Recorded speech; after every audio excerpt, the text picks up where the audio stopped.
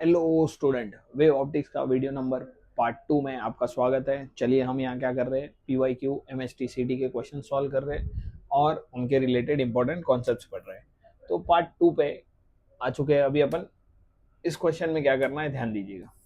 ठीक है, देखो पार्ट 1 में मैंने बताया उसके स्टार्ट में कि जो जो इंपॉर्टेंट फॉर्मूले है वो आप याद रख सकते हैं, वहां पे जाके देख लेना एक बार। ठीक, अगर कोई डायरेक्ट पार्ट 2 में आए तो to coherent source P and Q of interference at point A on the screen where there is a dark band which is formed between a fourth bright and the fifth bright।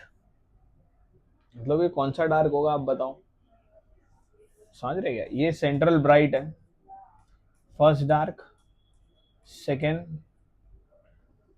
First dark, first bright, first dark, first bright, second dark, second bright. फिर क्या बनता है, third dark, third bright, fourth dark, fourth bright, fourth bright. आप समझ रहे, ये क्या बना, फोर्थ ब्राइट। अब इसके बाद बनेगा ना, वो फिफ्थ ब्राइट बोला है, तो फिफ्थ, फोर्थ और फिफ्थ के बीच में, फोर्थ ब्राइट के बाद ये बनेगा फिफ्थ डार्क और फिफ्थ ब्राइट। आप समझ रहे, पूरा बनेगा first dark, first bright, second dark bright, third dark bright, fourth dark bright, fifth dark bright. तो पहले डार्क बनता है बाद में ब्राइट बनता है। पैटर्न इतना लिखने की कोई जरूरत नहीं, तुरंत समझ जाओगे। तो फिफ्थ डार्क, फोर्थ और फिफ्थ ब्राइट के बीच में जो डार्क बनेगा वो कौन सा डार्क होगा, फिफ्थ डार्क होगा। That is a fifth dark, बराबर। कौन सा डार्क बैंड दे रखा है, it is a fifth dark. कैसे समझा, क्योंकि वो फोर्थ ब्राइट और फिफ्थ ब्राइट के बीच में बन रहा है। चलिए, सो डार्क बैंड है, P and Q produce an interference at point A on the screen where there is a dark band. Point A पे कैसा है, डार्क है। कौन सा डार्क है, फिफ्थ डार्क है, which is formed between the fourth bright and the wavelength of the light used is 6000 angstrom. The path difference between PA and QA। बिल्कुल आप बता सकते हैं। डेल्टा एक्स क्या हो जाएगा, फिफ्थ डार्क है ना, तो आप क्या लिखते हैं यहाँ पे, एन। लेकिन इसको ये एन कैसे लिखते हैं, एन इंटू लैमड़ा, डार्क है, फॉर एनथ डार्क। ये डार्क है ना, डार्क फ्रिंज के लिए आप एन कैसे निकालेंगे, फॉर डार्क आप एन इज इक्वल टू क्या लिखेंगे, 2m-1 डिवाइडेड बाई 2। तो आपको एन पता ही है, 2 इंटू कौन सा फिफ्थ डार्क है, 5-1 divided by 2।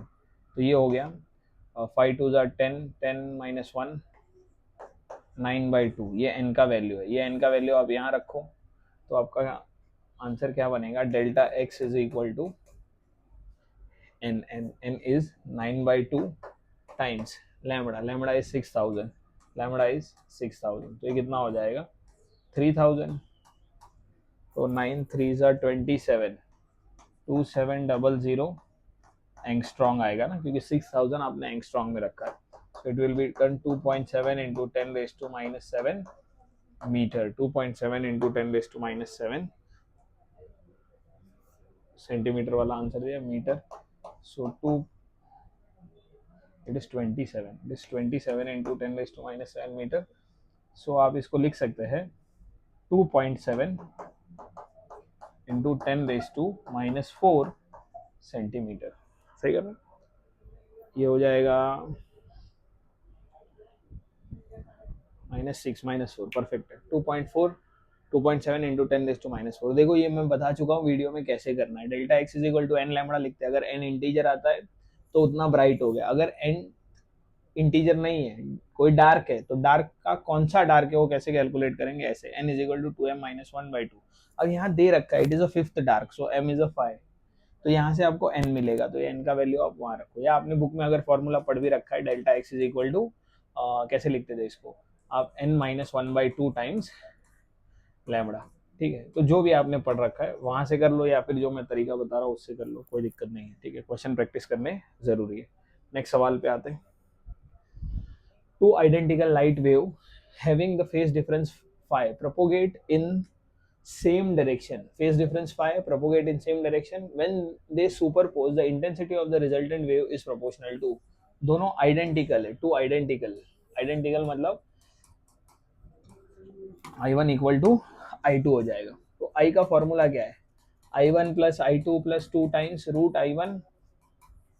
I two cos five, सही बात। अब ये वैल्यू रखो तो आई हो गया, दोनों आइडेंटिकल है, I plus two times I cos phi, बराबर।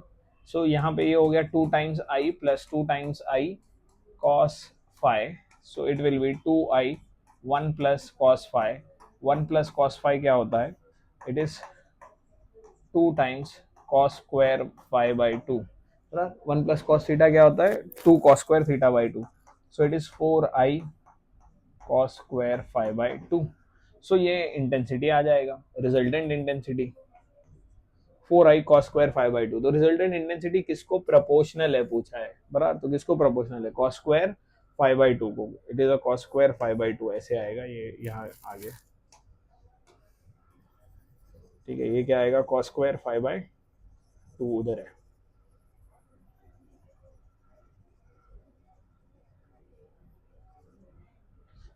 चलिए नेक्स्ट सवाल पे आते, इसका आंसर क्या बनेगा, ये बनेगा cos square phi by two, cos square phi by two. चलिए, light of wavelength lambda is incident on a single slit of width a, light का वेवलेंथ लैम्बडा है, सिंगल स्लिट जिसका विड्थ है a, distance between the slit and the screen is D, diffraction pattern, कौन सा question है, diffraction है, diffraction pattern, if the slit width is equal to width of the central maximum then D is equal to, देखो YDSC में जो central maximum का width क्या होता है, सेंट्रल ब्राइट का जो विड्थ होता है वो होता है 2d लैम्बडा बाय डी, ये होता है central bright 2d lambda by D, D fraction है। अब क्या बोला, इफ स्लिट विड्थ, यानी स्लिट विड्थ का मतलब क्या है, स्मॉल डी का बात हो रहा है, slit width equal to the width of central maximum, मतलब स्लिट विड्थ किसके इक्वल है, सेंट्रल मैक्सिमम का, मतलब सेंट्रल ब्राइट और ये दोनों इक्वल है 2d lambda by D, then the d is equal to, तो d क्या हो गया, it is d square by 2d, d by lambda, d square by 2 lambda, d square by 2 lambda, वो लोग ने d की जगह a दे रखा है, क्वेश्चन में d की जगह क्या दिया है, a दिया है, सो विल राइट a भी लिख सकते हैं, इसमें कोई बड़ी बात नहीं है, आप a लिख दो, तो यहाँ क्या हो जाएगा, a square by 2 lambda, a square by 2 lambda. आप समझ रहे हैं ना, a क्या है, दो स्लिट के बीच का डिस्टेंस है, तो वो लोग ने a से डिनोट किया, इसलिए लोग का आंसर ऐसा आ रहा है ना, लिखा भी है a is a distance between two slits. तो ये हमेशा याद रखें, सेंट्रल राइट क्या होता है, 2d लैम्बडा बाय d लिखो या a लिखो, किसके बीच का डिस्टेंस है, स्लिट के बीच का डिस्टेंस है, तो ये आंसर बन जाएगा आपका a स्क्वायर बाय 2 लैम्बडा। चलिए नेक्स्ट सवाल पे आते हैं, यहाँ क्या दे रखा है, young double slit experiment, fifth dark fringe is form opposite to fifth dark, young's double slit है यानी वाईफाई, बराबर, fifth dark is form opposite to one of the slit, किसी एक स्लिट के सामने, okay, d is the distance between the slit and d is the separation between the slit then the wavelength of light। देखो ध्यान दो, लोग क्या बोल रहा है, जो y5d है ना वो d/2 है, समझ रहे, मतलब अगर मैं यहाँ ये ऐसे बनाऊं तो यहाँ तो सेंट्रल ब्राइट बनता है, सेंट्रल ब्राइट से ये स्क्रीन है, ये सेंट्रल ब्राइट बना, इधर सामने दिस इज फिफ्थ डार्क, ये क्या बना, फिफ्थ डार्क बना, ये पॉइंट क्या है, फिफ्थ डार्क, और ये क्या है, y5d। अब ये पूरा डिस्टेंस d होता है, ये उसका आधा हो गया ना, सो इट इज d/2, आप समझ रहे, ये दे रखा है लोग ने क्वेश्चन में, in front of one of the slit, मतलब यहाँ बन रहा है ना, या तो यहाँ ले लो या तो यहाँ ले लो, दोनों जगह 5d बनेगा, ये डिस्टेंस d/2 आएगा, नीचे भी बना सकते ऊपर भी बना सकते, तो ये दे रखा है, तो डार्क है और यंग डबल स्लिट है, तो डार्क के लिए क्या करते थे, 2n-1 upon 2 d lambda by D into d/2, आपको क्या फाइंड करने बोला है, वेवलेंथ फाइंड करने बोला है, वेवलेंथ मिल जाएगा यहाँ से, सो n इज 5, तो ये कितना हो गया, 10-1 9/2 d lambda by D which is equal to d/2, समझ रहे आप, यहाँ से 2 से 2 कैंसिल हो गया, ये लैम्बडा फाइंड करना है, तो लैम्बडा क्या बनेगा, d square by 9 times d, lambda आ जाएगा D square by 9 times D, option A बनता हुआ दिख रहा है। ठीक है, चलिए नेक्स्ट सवाल पे आते हैं। देखो क्वेश्चन प्रैक्टिस करते रहना जरूरी है, जितने ज्यादा हो सके, आलस नहीं करना है ये टाइम पे। In the interference pattern fringe width x is obtained with a source of light of wavelength lambda 1। fringe width कितना आ रहा है x, जब लाइट का वेवलेंथ कितना है लैम्बडा 1। फ्रिंज विड्थ मतलब वो लोग ने कितना दिया है d lambda 1 by D, this is what fringe width वो लोग बोल रहे हैं x है। फ्रिंज विड्थ कितना है x है, जब लाइट कितना है लैम्बडा 1 है। अब क्या बोल रहा है, the same experimental setup, same experimental setup मतलब स्क्रीन और सोर्स का डिस्टेंस d ही है, स्लिट के बीच में भी d ही गैप है, स्मॉल d और कैपिटल D चेंज नहीं हो रहा है। Source is replaced by a light of wavelength lambda by 2, the fringe width is obtained 1/6 of the distance, okay, distance between the two coherent source। अब जब light को change किया तब जो स्लिट विड्थ है वो कितना है d/6 है, distance between the two coherent monochromatic source d, मतलब ये d/6 हो गया ना। Then the ratio of lambda 1 by lambda 2, दोनों को डिवाइड कर दो, ये 1 आ गया ये 2 आ गया। जब अपन डिवाइड करेंगे तो क्या बचेगा, यहाँ lambda 1 upon lambda 2 x upon D, और ये 6 ऊपर जाएगा ना, x upon 6x upon D, option 1 दिख रहा है। ठीक, तो आप क्या करोगे 1 डिवाइडेड बाय 2 करेंगे। देखो विड्थ के बीच का डिस्टेंस का 6 हो जा रहा है, यही दे रखा है लोग ने, ये जो स्लिट विड्थ का डिस्टेंस है उसका 1/6 हो जा रहा है सेकेंड केस में फ्रिंज विड्थ। तो फ्रिंज विड्थ का formula D lambda by D है, पहले केस में वो x है, दूसरे केस में वो क्या हो रहा है स्लिट के डिस्टेंस का 1/6, तो स्लिट के डिस्टेंस का 1/6 is when light source is change, तो दोनों को डिवाइड किया लैम्बडा 1 बाय लैम्बडा 2 मिल गया। नेक्स्ट क्वेश्चन पे आते हैं, ठीक है, ध्यान दीजिएगा।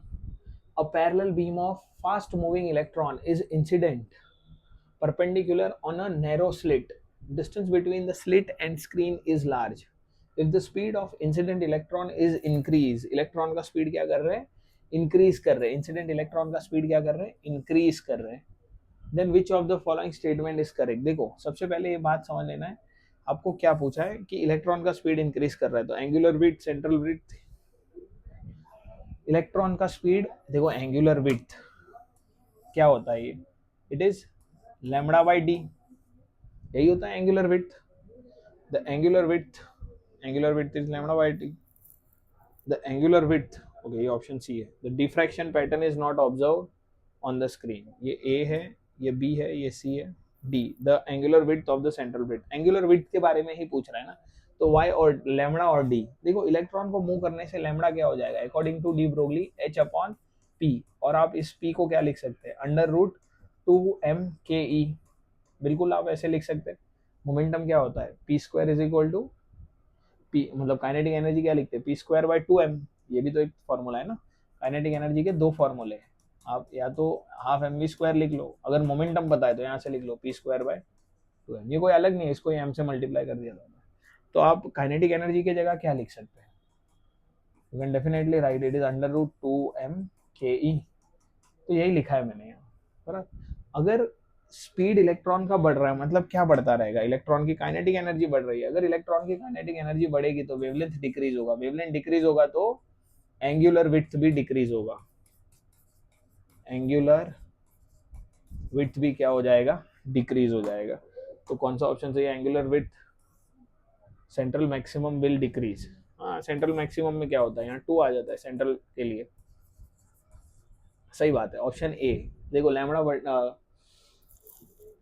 स्पीड बढ़ने से काइनेटिक एनर्जी बढ़ रही थी, काइनेटिक एनर्जी बढ़ने से वेवलेंथ डिक्रीज हो रहा है, वेवलेंथ डिक्रीज होने से क्या हो गया एंगुलर विड्थ भी डिक्रीज हो गया, ठीक है, डायरेक्टली प्रोपोर्शनल है। चलिए नेक्स्ट सवाल पे आते हैं।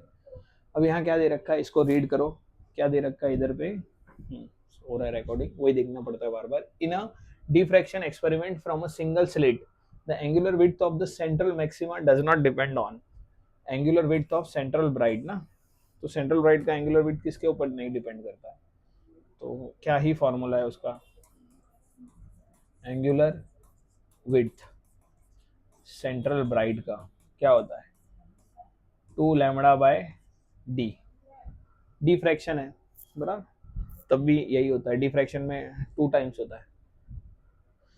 किसके ऊपर डिपेंड नहीं करता है, वेवलेंथ पे तो डिपेंड करता है, ratio of the wavelength and slit depend करता है, distance of slit from the screen, ये कैपिटल डी का बात हो रहा है, इस पे डिपेंड नहीं करता है ना, वेवलेंथ यानी लैम्बडा, इधर क्या है लैम्बडा अपॉन डी, यस इस पे डिपेंड करता है, विड्थ ऑफ द स्लिट यानी डी इस पे डिपेंड करता है ना, है किस पे नहीं डिपेंड कर रहा है, इस पे।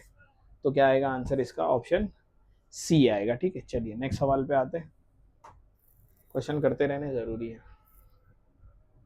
चलो भाई, a thin transparent plate of refractive index कितना दिया है, म्यू, एक ट्रांसपेरेंट प्लेट है जिसका रिफ्रैक्टिव इंडेक्स म्यू है, थिकनेस कितना है, टी है, thin transparent plate of refractive index mu, thickness t is placed on the path of one of the interfering beam in a Young's double slit experiment. If d is the distance of the screen from the slit and d is the separation और ये d है, then the fringe pattern will shift. Okay, देखो ये क्या बोल रहा है इसमें, ये ऐसा है बराबर, YDSC है, यहाँ से एक बीम आ रहा है और यहाँ से, ये दोनों मिलके सेंट्रल ब्राइट इधर बनाएंगे बराबर। अब होता क्या है, जब भी आप किसी एक स्क्रीन के सामने आप ये रख देते, स्क्रीन क्या बता रहा हूँ, सोर्स के सामने अगर आपने ये रख दिया ऐसे रिफ्रैक्टिव इंडेक्स कोई मटेरियल रख दिया बराबर, तो क्या हो जाता है, ये जो सेंट्रल ब्राइट है ये शिफ्ट हो जाता है, किधर शिफ्ट होता है, जिस साइड आपने रखा है, आपने ये साइड रखा ना तो ये ऊपर शिफ्ट होगा, तो अभी सेंट्रल ब्राइट कहीं तो यहाँ बनेगा बराबर। अब ये कितना शिफ्ट होता है, ये शिफ्ट का फॉर्मूला क्या है, ऐसा ही सब शिफ्ट हो जाता है, सेंट्रल ब्राइट शिफ्ट हुआ तो first bright second dark, first bright second dark, second bright second dark, ये सब चेंज हो जाए, first bright first dark second dark second bright, मतलब सब चेंज हो रहा है, समझ रहे हैं ना आप।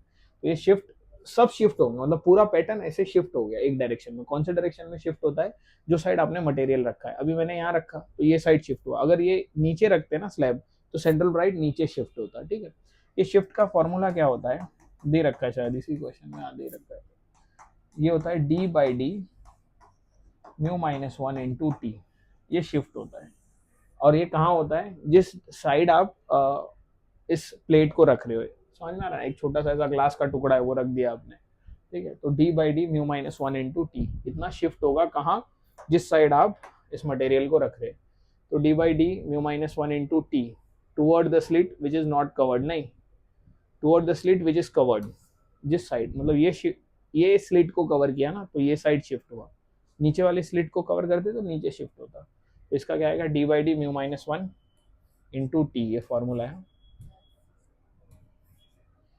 इसमें क्या है, नॉट कवर्ड, नहीं जो कवर है उसी साइड शिफ्ट होता है, ठीक है, ये ध्यान में रखना, यहाँ तो फॉर्मूला ही गलत लिखा हुआ है, टी नहीं लिखा है ये लोग ने, ठीक है।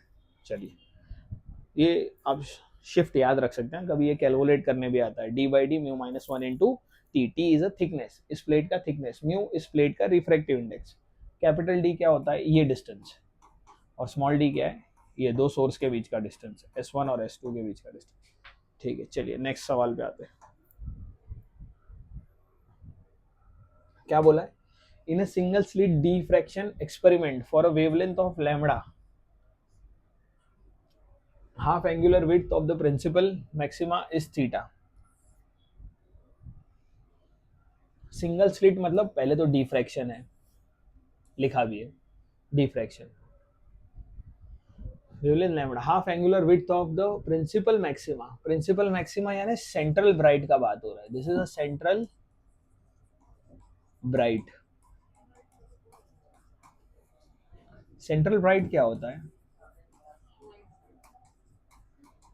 सेंट्रल ब्राइट का एंगुलर विड्थ होता है 2 लैम्बडा बाई डी बराबर, इसका half is theta, so theta is lambda by D, central bright का हाफ बोला है ना, हाफ द एंगुलर विड्थ, मतलब ये जो है इसका हाफ क्या है, थीटा है, वो लोग ने ऐसा बोला है। अब आगे पढ़ते, also wavelength of light p lambda, the half angular width of the principal maxima is q theta, मतलब दूसरे केस में क्या बोला है, जब वेवलेंथ लैम्बडा की जगह पी लैम्बडा है, सो क्या बनेगा, P lambda D is what, Q times theta बराबर।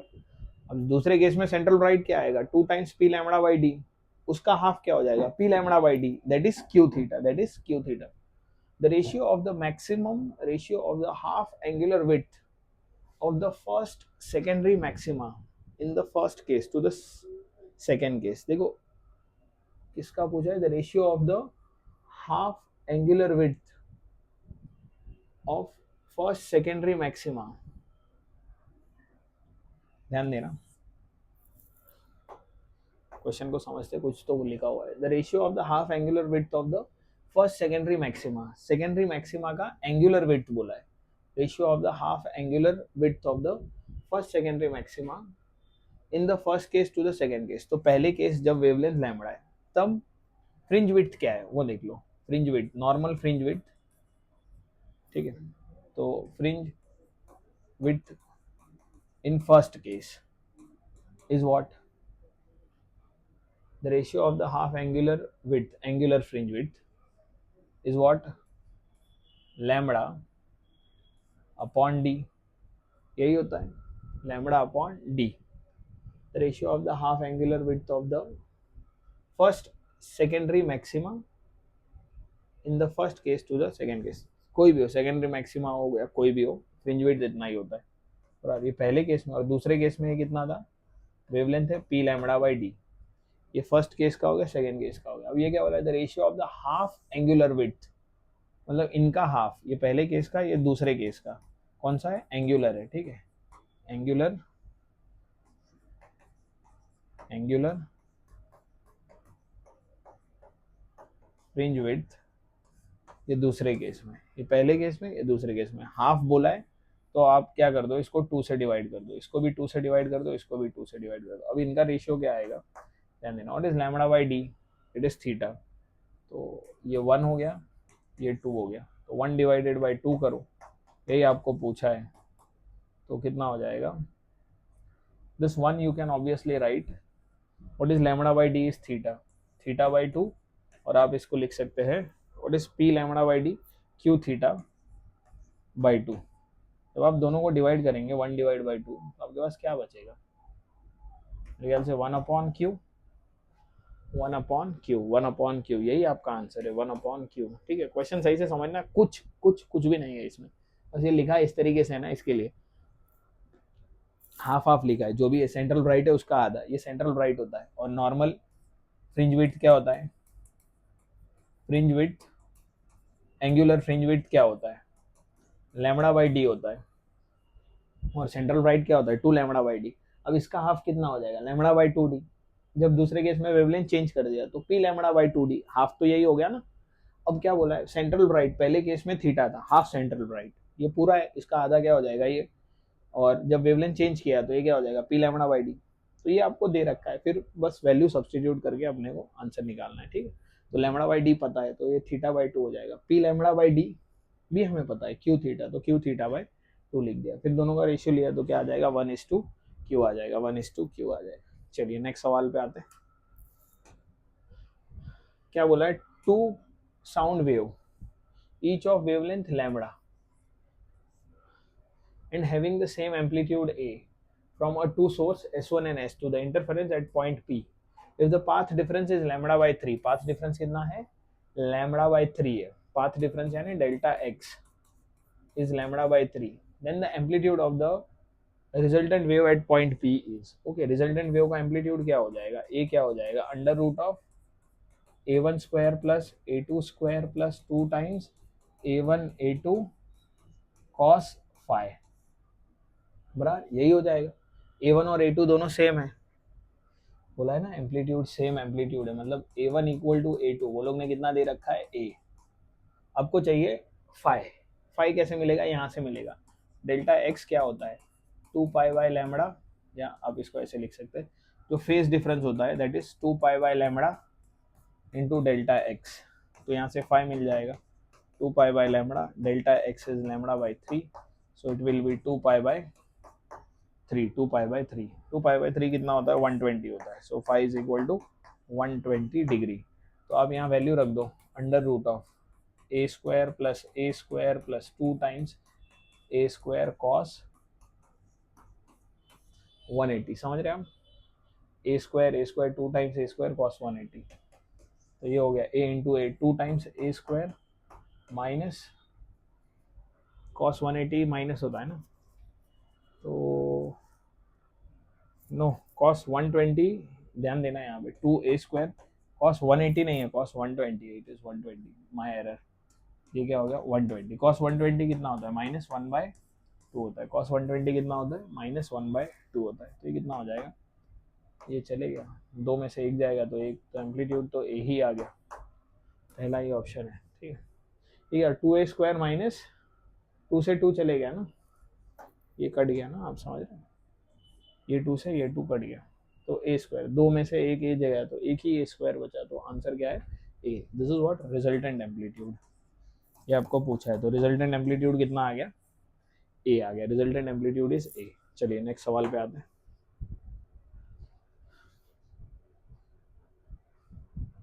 मिस हो गया क्या कोई, नहीं, चलिए इधर क्या बोला है, Fraunhofer's diffraction pattern slit width is 0.5 mm, slit width मतलब डी दे रखा है, ठीक है, this is what D, slit width is 0.5 mm, the screen is 2 metre away, यानी capital D is 2 metre away from the lens if the wavelength of light used is this much, ये wavelength है, then the distance between the first minimum on either side of the central maximum is, यानी central bright का width पूछा है, आप समझ रहे हैं, देखो ये हो गया, ये ऐसे यहाँ सेंट्रल ब्राइट बनेगा, ये सेंट्रल ब्राइट हो गया, ये क्या बनेगा फर्स्ट डार्क, यहाँ पे बनेगा फर्स्ट डार्क, क्या बोला है वो लोग ने, आपको ये पूरा डिस्टेंस बताना है, तो सेंट्रल ब्राइट का फ्रिंज विड्थ हो गया ना, if the wavelength of light use then the distance between the first minimum यानी first dark on either side, मतलब ये साइड आप y1d निकाल लो, और उतना ही ये साइड भी होता है y1d, अब y फर्स्ट डार्क के लिए क्या लिखते थे n d lambda by D, D fraction में यही होता है, डार्क एन कितना है फर्स्ट है, तो it is D lambda by D, बराबर D lambda by D, then the distance इसका 2 टाइम्स, सो डिस्टेंस कितना हो जाएगा, इसका डबल हो जाएगा डिस्टेंस, क्योंकि दोनों साइड है ना, 2 times y1d, so it is 2 times d lambda by d, ये कितना हो जाएगा 2 times d lambda by d। अब वैल्यू रख दो, कैपिटल D दे रखा है 2, वेवलेंथ दे रखा है 5500 और स्मॉल d दे रखा है 0.5 मिलीमीटर यानी 10⁻³ 0.5 मिलीमीटर यानी 10⁻³ करेंगे तो ये मीटर में आएगा, तो आपको इसको भी मीटर में करना पड़ेगा 10⁻10। एंगस्ट्रॉम को मीटर में कैसे करते हैं 10⁻10 से मल्टीप्लाई करके, देखो भाई ये वैल्यू कितना आता है, कितना हो जाएगा ये, सो दिस इज ये -3 है, 1 2 3 4 शिफ्ट करेंगे तो -7 बनेगा, देखो मैं क्या कर रहा हूँ, 2 × 2 4 हो गया, आप इसको 0.55 लिख सकते हैं ना, यू कैन राइट 0.55, और आप इसको रहने दो ऐसे ही 5 रहने दो, इसको 55 और ये 2 0 चले गए, तो 10⁻8 और इसको क्या लिखेंगे 5 × 10⁻⁴, तो ये 11 हो गया, 11 5 44 into 10⁻8 metre, 44 into 10⁻8 metre, 44 into 10⁻8 metre. अगर आपको इसको मिलीमीटर में करना है तो आप 10⁻³ से मल्टीप्लाई करेंगे, बराबर ना, तो 4.4 इंटू 10⁻5 तब भी बचेगा, it is 5500 angstrom, small d is 0.5 millimetre 10⁻3, तो -8 11 4 माइनस, ओ इट इज -4 ना, ये -4 आएगा, -8 और नीचे -4 है ना, तो -4, सो इट इज 4.4 मिलीमीटर हो जाएगा, बराबर 44 इंटू 10⁻4 मीटर या 4.4 मिलीमीटर, 4.4 मिलीमीटर हो जाएगा, ठीक है, कैलकुलेशन ठीक है आप कर सकते हो, मेन तो यही समझने वाली बात थी क्वेश्चन को कि सेंट्रल ब्राइट के दोनों साइड फर्स्ट डार्क है, तो आप फर्स्ट डार्क का वैल्यू फाइंड कर लो, y1d कितना आता है, और उसको 2 से मल्टीप्लाई कर दो, क्योंकि इधर भी है इधर भी है, 2 से मल्टीप्लाई कर दिया। चलिए नेक्स्ट सवाल पे आते हैं। इधर क्या बोला है, दो लाइट है, two light ray having the same wavelength lambda, दोनों का वेवलेंथ क्या है, सेम है lambda, in a vacuum and in same phase initially, then the ray one travel through path L1 through the medium of refractive index mu1, यानी ये optical path कितना चला वो देखो, पहला रे mu1 into L1, optical path क्या होता है हकीकत में, वो ऑप्टिकल पाथ जो पाथ डिफरेंस में हमें काम आएगा, mu1 इंटू L1 पहले का, और दूसरा क्या कर रहा है, दूसरे का ऑप्टिकल पाथ क्या आएगा, mu2 इंटू L2, L2 में कितना mu2, the two wave are then combination to observe the interference, the phase difference between the two wave, तो बिल्कुल बता सकते हैं आप फेज डिफरेंस क्या होता है, phi which is 2 pi by lambda times delta x, delta x क्या है, ऑप्टिकल पाथ डिफरेंस है, 2 pi by lambda mu1 L1 minus mu2 L2, ये ऑप्टिकल पाथ होता है, डेल्टा एक्स क्या होता है, optical path 1 minus optical path 2, जो पाथ डिफरेंस है, पहला रे इतना चला दूसरा इतना चला, तो जो दोनों का डिफरेंस है वो यही हो गया ना, तो 2 पाई लैम्बडा mu1, सही है ना, mu1 L1 mu1 L1 mu2 L2, यही आ जाएगा, पहला ऑप्शन ए हो जाएगा। ठीक है, नेक्स्ट सवाल पे आते हैं। ओके, ये शायद लास्ट क्वेश्चन था, अच्छे से पढ़ाई करते रहे, और भी क्वेश्चंस आप सॉल्व करो, ये भी है जो मैं तो मेन क्वेश्चंस लेता हूँ जो ज़्यादा इंपॉर्टेंट है, जिसमें पूरे कॉन्सेप्ट्स कवर हो जाते हैं, ये भी एक डिसेंट प्रिपरेशन का तरीका है। ठीक है, कोई प्रॉब्लम नहीं है इसमें, लेकिन अगर आपको एज चाहिए, अच्छा परफॉर्म करना है, तो ज़्यादा से ज़्यादा क्वेश्चन आपको भी सॉल्व करने पड़ेंगे, जो मैं यहाँ मेहनत कर रहा हूँ उससे आपको एटलीस्ट 2-3 गुना ज़्यादा मेहनत करनी बहुत ज़्यादा ज़रूरी है। तो बाबा, आई कीप वर्किंग हार्ड।